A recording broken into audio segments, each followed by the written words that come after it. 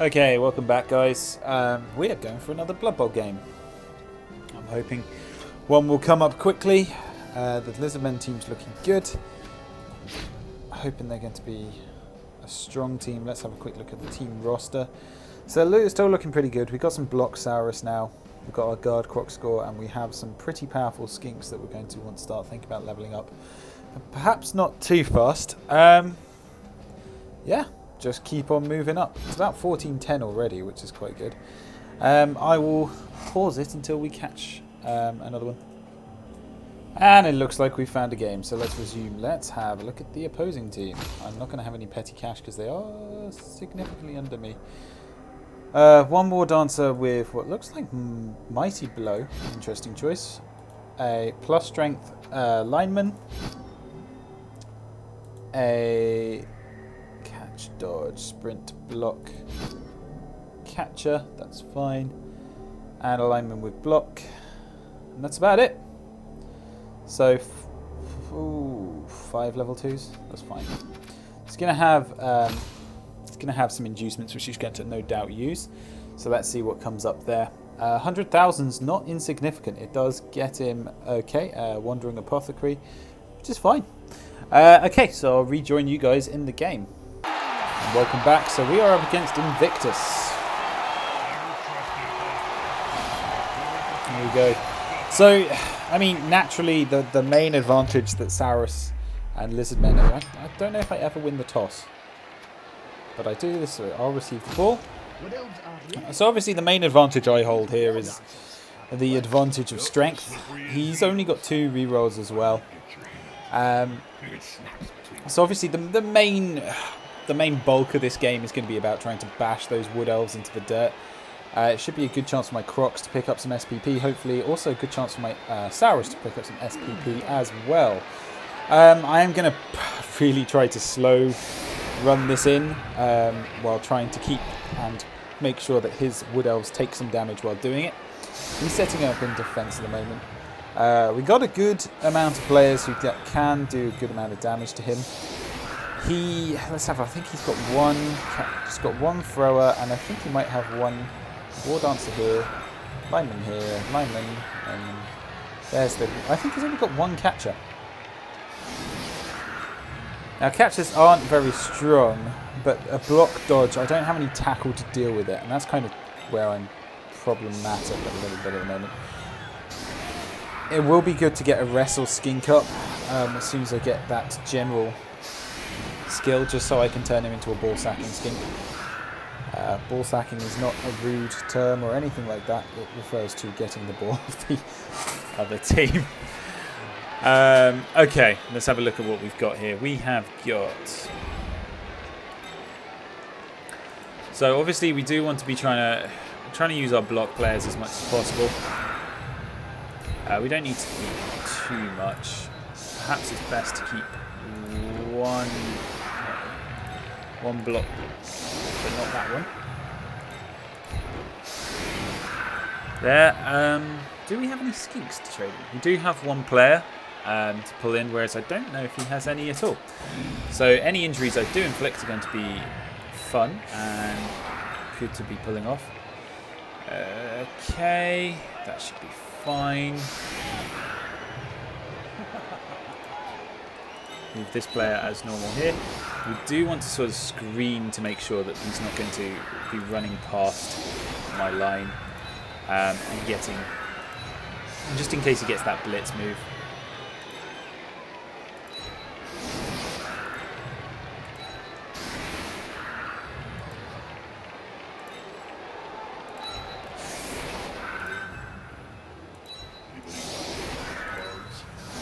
Okay. And we'll keep...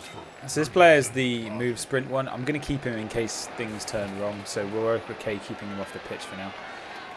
Okay. And agility should be at the back. Good. That should be fine. Let's see what we can do. Obviously, prime targets here is that catcher, the strength 4 lineman, and the war dancer.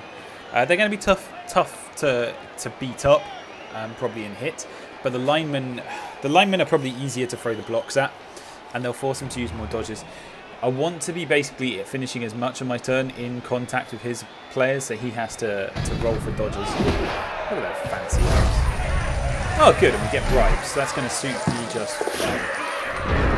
Ask for better. It's landed in this king's hands. Okay, so starting off straight away. So it's got a block player. I'm going to start with just a simple blitz right now.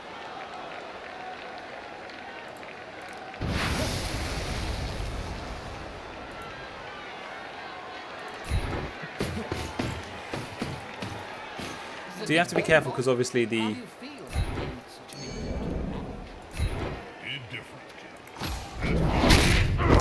That's a good start. That's a very good start for me. It's only a miss the next game, so we're already man up. That's brutal. Yeah, as he says, nice start. It is a nice start for me. I'll take that very much so.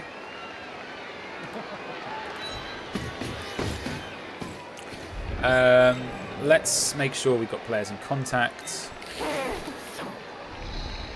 Start thinking about caging up the ball.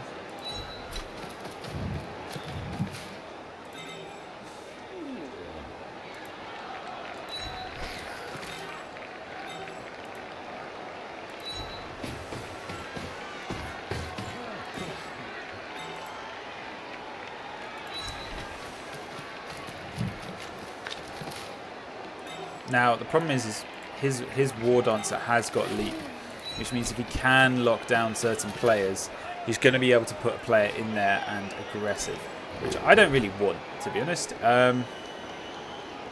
He's got two of them. One of them's there. All right, let's start doing some blocks.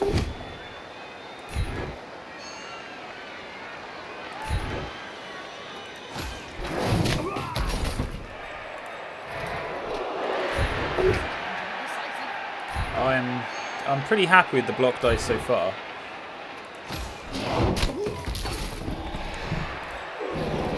Okay, good. He's got 3-die block, which means we can probably pull this player into contact on this side. It does leave us a little bit prone to being blitzed on this flank, but...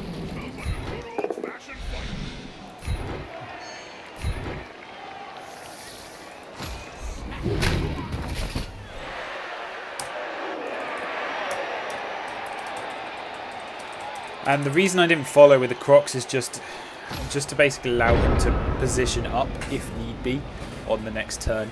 I can't see him making too many... I can't see him making a effective leap play right now.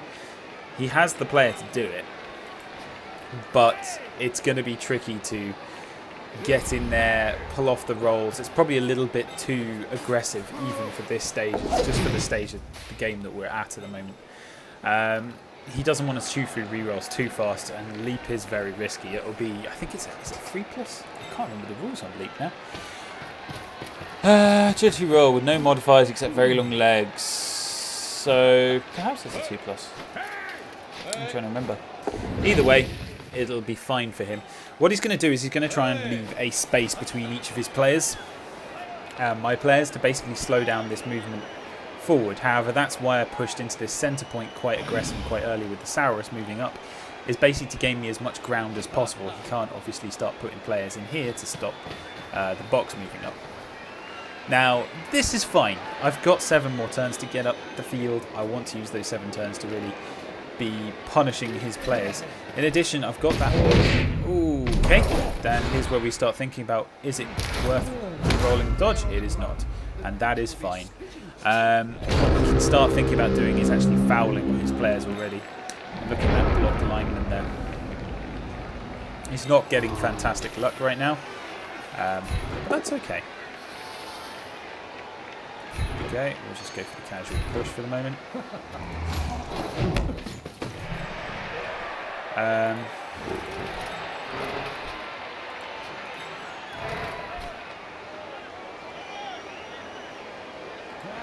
Probably want to be blitzing with this Crocs, especially if we can get rid of that thrower. Actually, would be really nice. So what we'll do is we will move the cage up.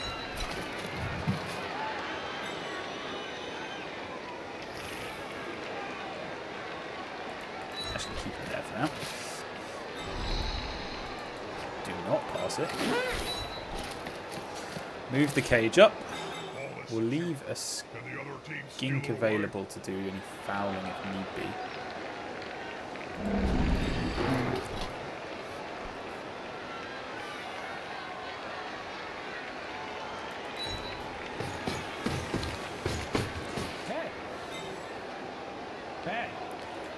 What we'll do is we'll actually go for an aggressive.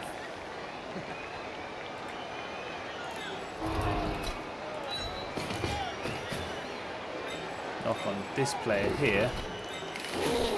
Actually, I want to use the foul, but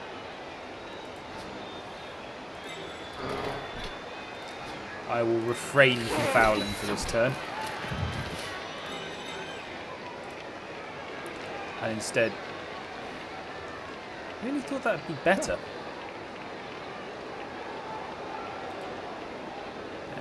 Okay. Let's get up close and personal with my opponent.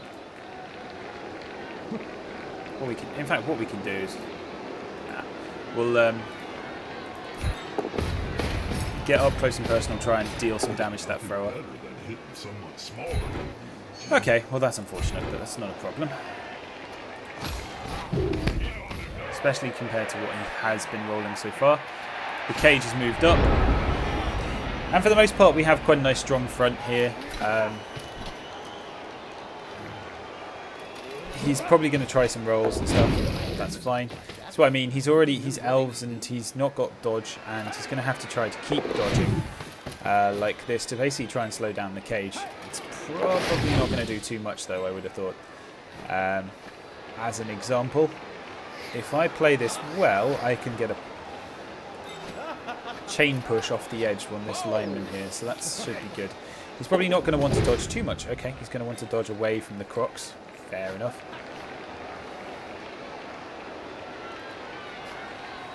Now, my strategy here is probably to push a player off the edge. It's an easy way of making sure that this drive's going to be fine for me. This skink can make a push here. He can then be pushed one more, followed by a final push off the edge. So that's not the greatest place to leave a lineman. Looks like he might be trying to address it though. Worst case scenario is he puts a war dancer in a similar position and lets me basically do what I want to that. Is he going to try anything? He is going to try something. Okay, so he is going for this blitz. I would have thought. I thought he was going to go for a one-die block.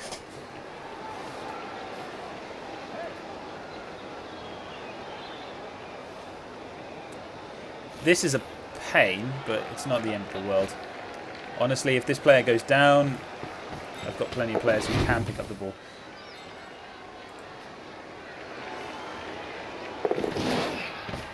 He has actually managed to make it, but he needs more than that.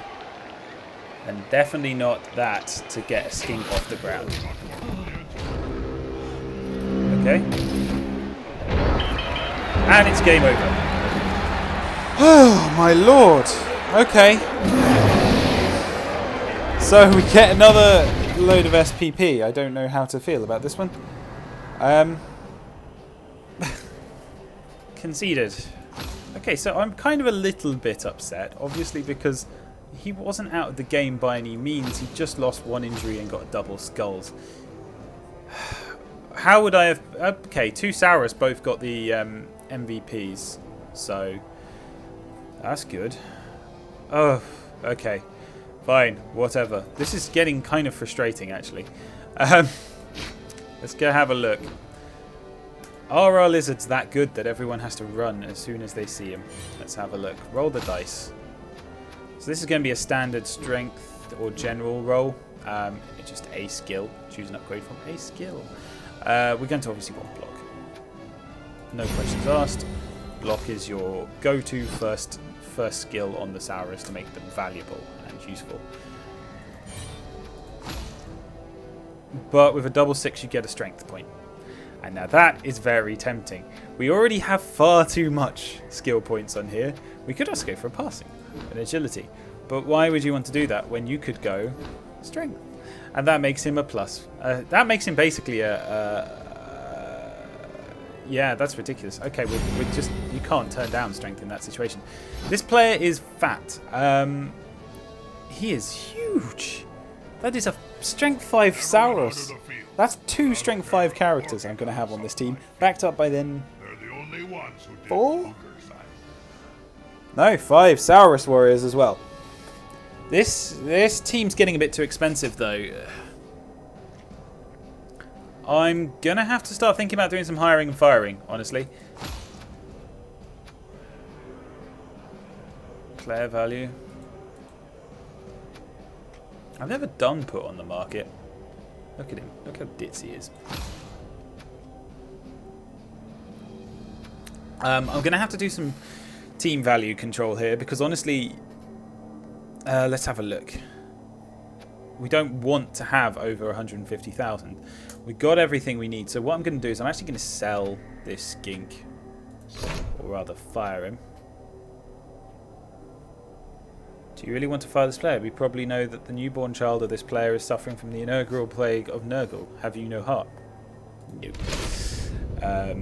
He's fired. Now, why did I fire him? Basically, he's leveled up with catch. Now, catch is great on some players, but you kind of want it on the players that you are going to be relying on to catch. Now, catch is not that useful at the moment. So what I'm going to do is I'm going to just buy another skink. That's enough for me. That limits my team value a bit. It trims it down because you're going to see in a minute the risk I'm running here is I'm going to start coming up against some really strong teams at 1470 where they are going to have a lot of hitting power and a lot of good skills. Now my players are good. They are better than good. You have very fast Saurus, very strong Saurus now. One of the best setups a skink can have with agility 4, and then the second best setup with a movement 9. They're good. That's 4 stat upgrades in a team of 11. That is... Sorry, a team of 12. That is fantastic. Could not ask for more. However, it is bloating out my team value hugely. When the other Saurus, I'm looking at these 2 bad boys, manage to pick up block, we'll probably also get rid of this one. When these 2 Saurus pick up block, or this one, we're probably looking at selling this one, or firing him rather, because of that niggling injury. It's going to be a pain and it's going to keep reoccurring. I don't want to be getting into the realm where I'm fighting chaos without any block or guard on my team. And that's team value management. It works a little bit differently in league play. In league play, you don't have to worry so much about bloating because the teams you're going to be playing up against are not going to be matched by team value, but rather the league you're playing in. So that's the logic. It's frustrating the guy left after turn 2 because it's not an entertaining video for anyone. I will try to get you some more Blood Bowl videos. As I said, I'm going through every Dinosaurs Not Lizards game, and unfortunately we're looking at what now? Over half the games have been abandoned. Let's have a look. This one was abandoned. This one was abandoned. I think this one was not. This one was not, but this one was. Yeah. In fairness, I abandoned this one, but if you remember, that was the insane team that I came up against. That had a ridiculous amount. That's our only loss, I think. No. Tell a lie. That's not our only loss. We lost to Little Toaders 3-0, which was quite embarrassing. Since then, we have got 6 wins. So 6 wins, 1 draw, and 2 losses, if you're including the difficult. That first match that I did not want to play. Okay, so I hope you enjoyed the game. I certainly did not. But I hope you're enjoying the team's progress at least. You should be looking at this as our team. We're sharing this experience. And to be honest, this big team must be in the top 5% of teams that have had the most lucky level up rolls I've ever seen. Lizardmen coaches would be ecstatic to see players with this many level ups assisting them with movement plus, strength plus. Yeah, it's good for us. Anyway, stay safe, guys. I'll keep you posted on the more matches I play. Hopefully soon. Catch you later.